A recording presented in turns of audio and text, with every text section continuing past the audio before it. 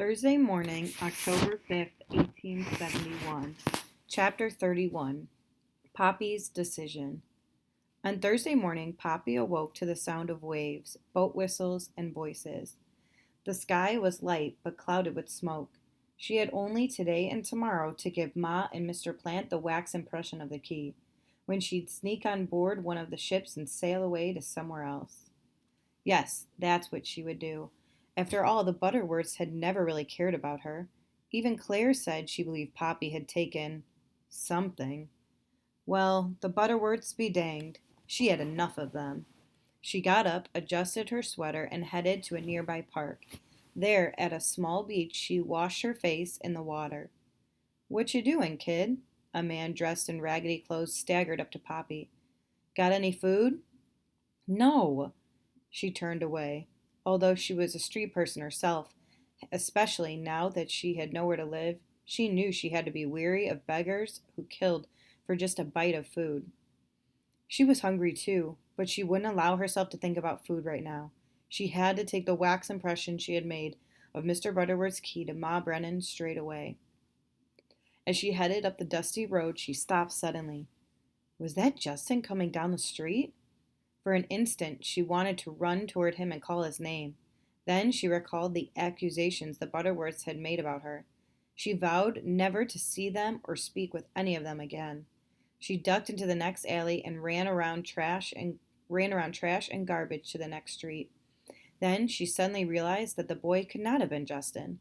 He'd be at school at this hour in the morning. There was no one around the empty lot where the wax impression was hidden. Once again, Poppy found the loose stone and reached inside the cavity. She pulled out the small matchbox and the $4 that were left. Yes, everything was exactly how she had left it. Poppy would need the money now that she had decided to stow away on the Highland. It wasn't going to last long, but at least it was something. She stuffed the money in the little box containing the wax into her pocket and replaced the stone. She'd probably never come back to this place. She'd be far away in a few days. Her heart skipped a beat at the thought of what lay ahead. At the same time, she was scared. Who would have anything to do with a girl her age who had no family or friends? Perhaps she could clean houses, become a maid. That wouldn't be bad. Maybe the people in the household would learn to love her, like she thought Claire had. Poppy didn't want to think about Claire, but all the sweet things that Justin's sister had said and promised came back, like the smoke on the wind, and then disappeared in the sky. Tears welled up again. Only stupid people let their hearts believe anything, she decided. Poppy took out the box of wax, opened it, and studied the impression of the key to the jewelry store. It was a perfect cast. Ma would have no trouble making a key from it. Still, Claire told Poppy she was learning to love her, and Poppy had felt like Mew must feel warm and loved, tucked away in a safe place next to Claire's heart. A safe place.